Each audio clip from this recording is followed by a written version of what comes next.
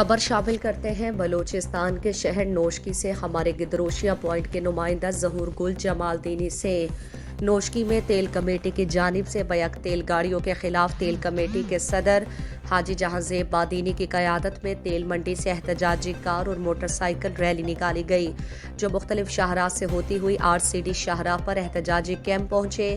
مظاہرین نے بیک تیل گاڑیوں کے خلاف شدید نعرے بازی کی۔ احتجاجی ریلی میں کثیر تعداد میں مظاہرین نے شرکت کی۔ احتجاجی مظاہرین سے ثناء اللہ محمد حسنی، نصیب اللہ بورو، جمیل احمد بادینی، غلام حیدر مینگل اور دیگر نے خطاب کیا۔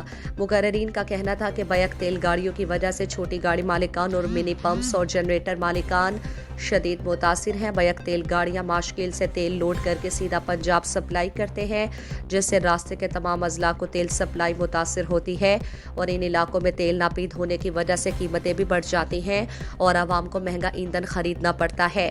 ان سب کی بنیادی وجہ بیک گاڑیاں ہیں جن کے خلاف ضلع انتظامیہ FC کارروائی کر کے غریبوں کو اس کاروبار سے مستفید ہونے کا موقع دے۔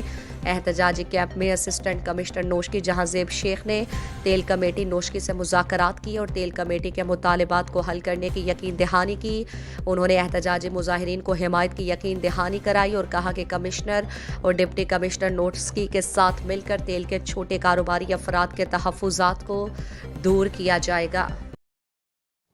مزید دلچسپ معلومات اور خبروں سے آگاہ ہونے کے لیے Gedrosia point Facebook page, Instagram, Twitter کو فالو اور یوٹیوب چینل کو سبسکرائب کریں۔